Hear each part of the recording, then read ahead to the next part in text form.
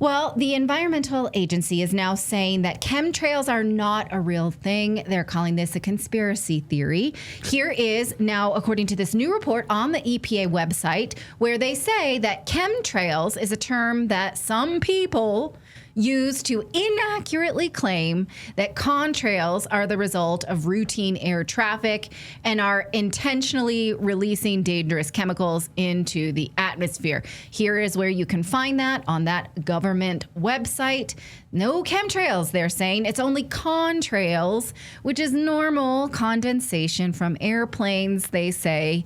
But they do admit that airplanes do spray things for agricultural purposes or firefighting.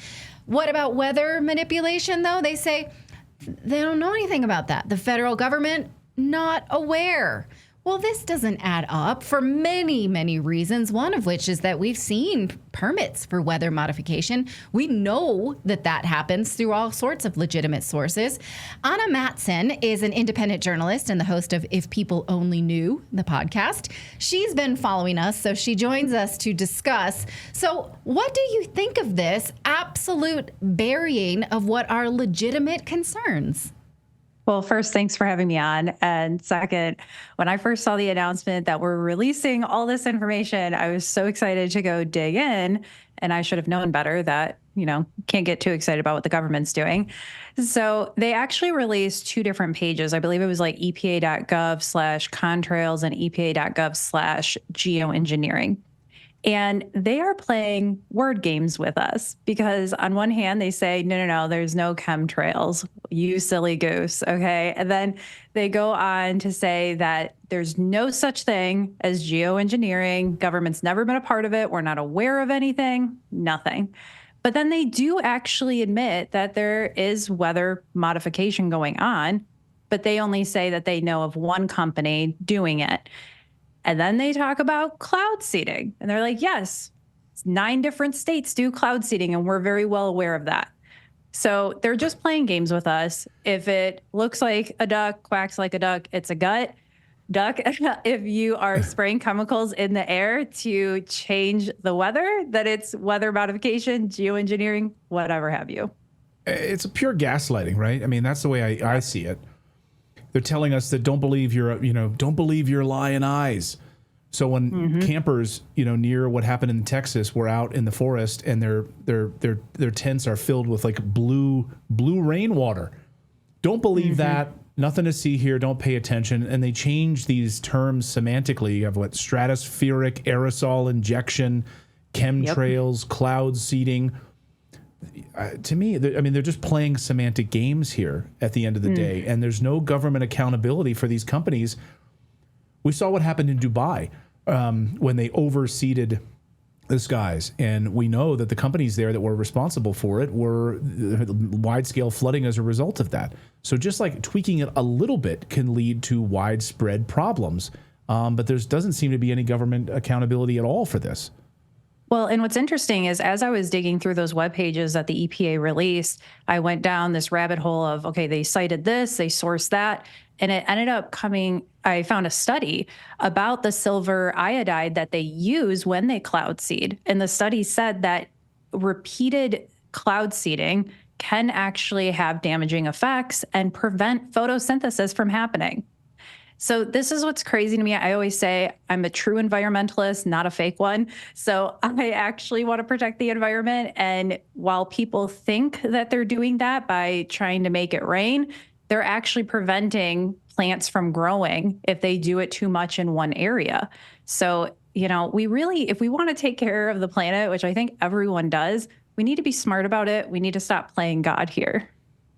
Could your health issues be caused by an invisible enemy, fatigue, bloating, brain fog? What if parasites are actually the real culprit? I know it sounds gross, but I was digging into parasite cleanses when I came across this video from this doctor. Watch.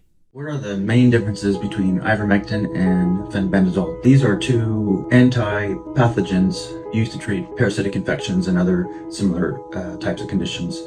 They are used quite often in the oncology world to treat cancer. They both have as anti-pathogenic abilities. Interesting, right? Did you know that 50% of Americans have parasites? They're everywhere in our food, our water, our pets. They secretly invade your body, wreaking havoc on your gut, energy levels, even your brain. And the mainstream medical system, they don't want you thinking about this because one great cleanse can actually change your life. The Wellness Company has a solution for you. Ivermectin plus mebendazole, a Nobel Prize winner now in a parasite cleanse combo that wipes out these invaders. Just fill out a brief medical intake form to get your 3-month supply. Lots of parasite cleanses are all over social media, but not the gold standard level from the Wellness Company. MAHA is officially here, and the Wellness Company is making these hard-to-get medications digitally accessible so you can live your best life. So head over to twc.health/redacted and use the code redacted to save $60 off plus free shipping.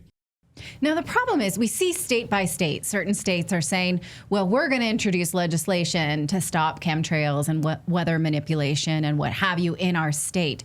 But we spoke to Nicole Shanahan on this show, and she said it really doesn't matter because it's the federal government who has really the overarching legislation, the final word on this. So could this possibly be cover for the federal government putting a stop to what each state may be trying to do? What do you think of that?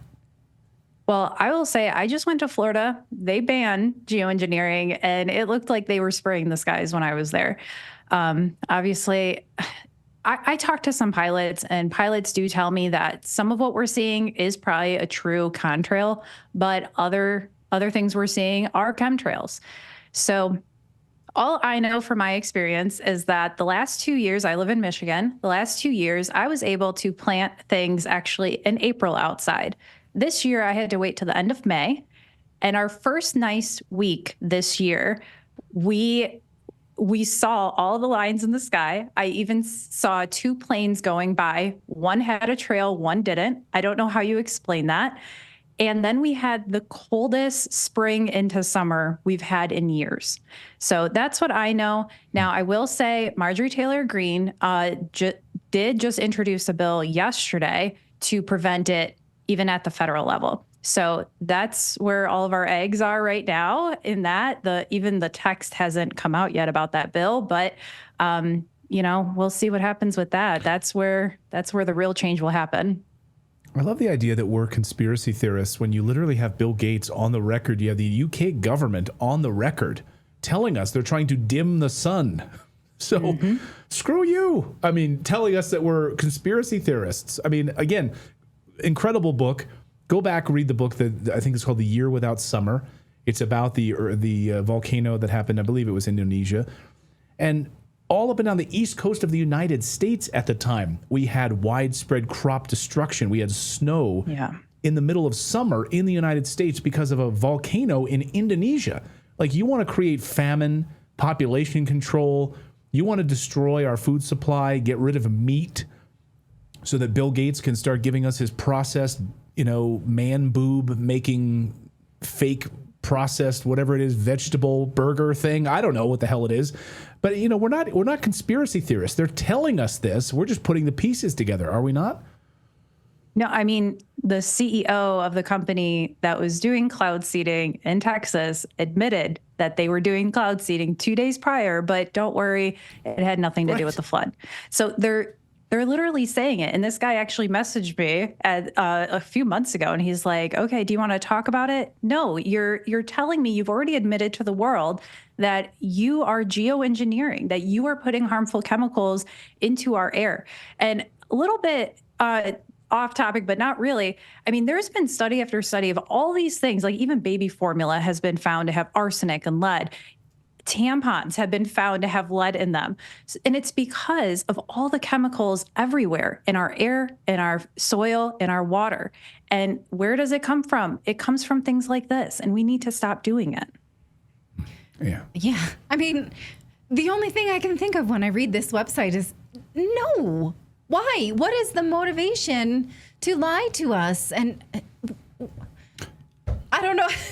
I don't know. I don't know. I don't know if it's coming from the EPA level or from a different level.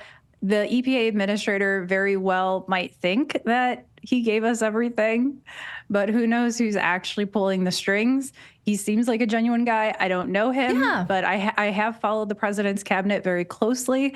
And, he seems genuine. But when you actually look and read through the website, anyone should be like, wait, you just said that you don't do geoengineering, but then you say you do weather modification. It doesn't make sense. Right. So anyone should be asking more questions after reading it. Yeah. Anna, thank you so much for joining us. What is the name of the show and where can people find it? If People Only Knew is my podcast, and you can find me on all socials. Anna R. Matson is all of my social accounts.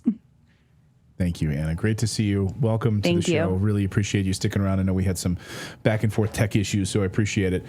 No problem. Finally getting lined up. Great to see you. Thank you so much. Hope you'll come back. Thank you. Of course.